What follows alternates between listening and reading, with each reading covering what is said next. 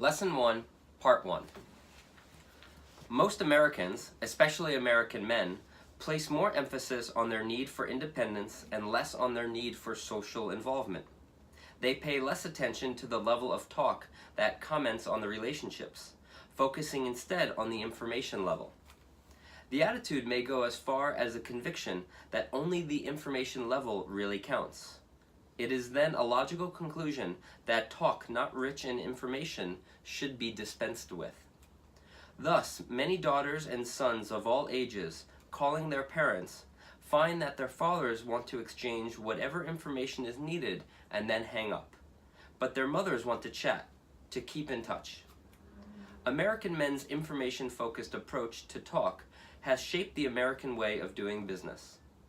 Most Americans think that it's best to get down to business as soon as possible, and not waste time in small talk, social talk.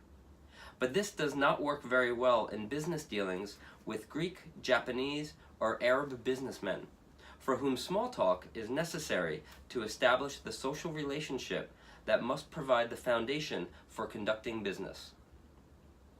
Believing that only the information level of communication is important also lets men down when it comes to maintaining personal relationships. Women are negatively stereotyped as chatting at length without conveying significant information.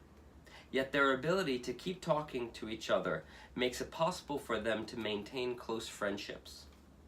Some men observe that they don't really have friends in the sense that women have them.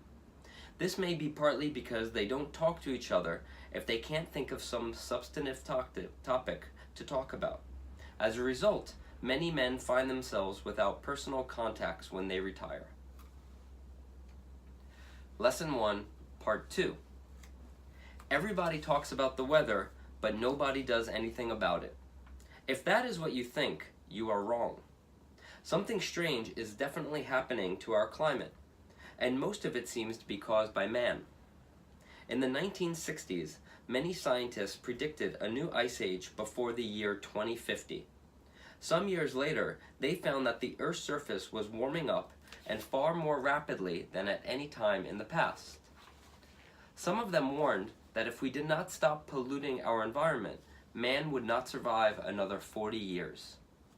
Smog, the pollution of lakes and rivers, acid rain, and the destruction of tropical forests have been headline news for many years. But they are only the tip of the iceberg. Put them all together and you begin to see the hammering the world is taking from its ever-growing human population. All life on the earth depends on the physical processes that are taking place in the atmosphere and in the oceans. If we damage any part of this natural system, we upset the balance of nature, and we put our own survival at risk. Over the last couple of decades, the greenhouse effect has become one of the world's hottest topics.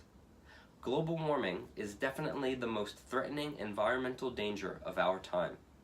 Scientists warn that changes to the Earth's atmosphere will lead to significant changes in the Earth's climate.